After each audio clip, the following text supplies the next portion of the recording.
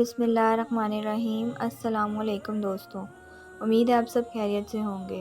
حضرت جعفر صدیق رحمۃ اللہ علیہ سے منقول ہے کہ بنی اسرائیل میں ایک دیندار شخص تھا جس کا معاملہ خدا کے ساتھ اچھا تھا، اور اس کی ایک عورت تھی جو نہایت خوبصورت تھی۔ اس دیندار شخص کو اس پر کسی وجہ سے بدگمانی ہو گئی تھی، چنانچہ جب کبھی یہ دیندار شخص باہر جاتا تو گھر کا دروازہ باہر سے تالا کر کے جاتا۔ ایک مرتبہ ایسا اتفاق ہوا کہ کسی نوجوان مرد سے اس کی بیوی کی آنکھ لڑ گئی۔ وہ ایک دوسرے سے محبت کرنے لگے، مگر باہمی ملاقات کی بظاہری کوئی صورت نہ تھی۔ عورت نے کسی ذریعے سے باہر کے تالے کی ایک چابی بنوائی اور اس نوجوان کو بھجوا دی۔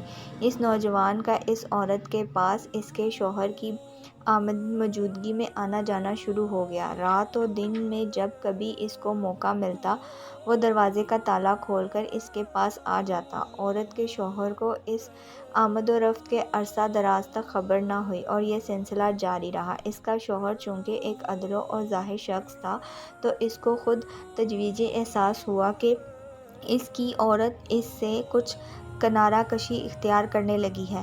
چنانچہ اس نے اسے خرشے سے عورت کو مطلع کر دیا اور کہا کہ مجھے اس وقت اطمینان ہو سکتا ہے جب کہ تو اپنی آفت و عصمت پر خلف اٹھا لے گی۔ عورت اس پر راضی ہو گئی اور کہنے لگی کہ جب آپ کا جی چاہے مجھ سے خلف لے لیجئے۔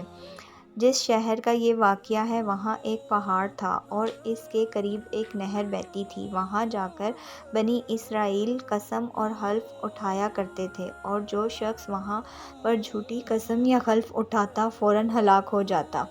میاں بیوی کے درمیان حلف کی بات چیت کے بعد اس کا آشنا اس کے پاس آیا اور اس نے اس سے اپنے شوہر کی بدگمانی اور پہاڑ پر چل کر قسم کھانے کا قصہ سنایا۔ یہ سن کر وہ نوجوان پریشان ہو گیا کہ اب کیا کیا جائے۔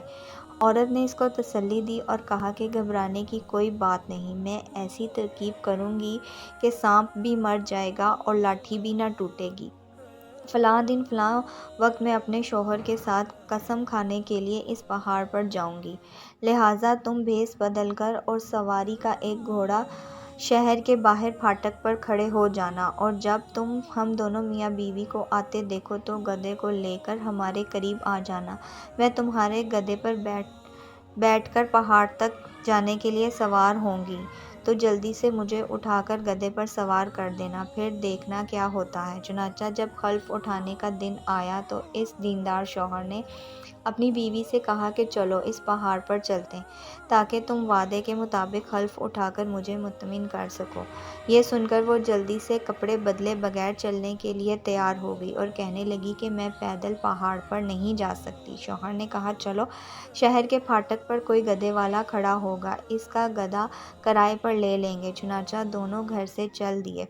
جب شہر کے دروازے پر پہنچے تو عورت کا آشنا گدھا لیے ہوئے وہاں موجود تھا۔ اس کو دیکھتے ہی عورت نے آواز دی، او گدھے والے، ہم سے تجویز نفس دھرم دیں گے کیا تم ہمیں اس پہاڑ تک پہنچا دو گے؟ وہ بولا جی ہاں پہنچا دوں گا، اور جلدی سے گدھا لے کر آیا اور عورت کو اپنے ہاتھوں کا سہارا دے کر گدھے پر بٹھایا اور روانہ ہو گئے۔ آگے آگے گدھا جا رہا تھا، پیچھے پیچھے عورت کا شوہر اور گدھے والا چل رہا تھا۔ جب پہاڑ آ گیا اور گدھے سے اترنے کا وقت آیا تو عورت نے اس بہروپیے کو آواز دے کر گدھا پکڑو اور مجھ کو اتار دے۔ وہ آنا بھی نہ پایا تھا کہ عورت خود بخود گدھے سے گر پڑی اور اس طرح گری کہ اس کا سر بہروپیے کے سامنے کھل گیا۔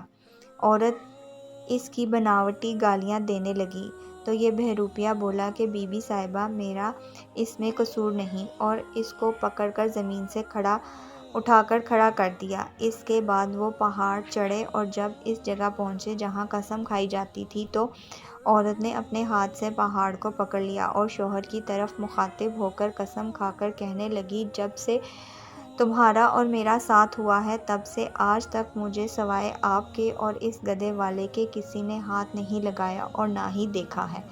چونکہ یہ قسم ظاہری میں سچی تھی کہ سوائے اس کے شوہر کے اور اس بہروپیے کے کسی تیسرے شخص نے اس کو چھوا نہیں تھا، اس لیے وہ پہاڑ زور زور سے ہلنے لگا اور زمین میں دھنس گیا، اور بنی اسرائیل اس کو بھول گئے۔ اس لیے خدا تعالیٰ نے فرمایا، اگرچہ ان کافر مشرکین کی سازشیں ایسی تھیں جن سے پہاڑ بھی اپنی جگہ سے ہل جائے۔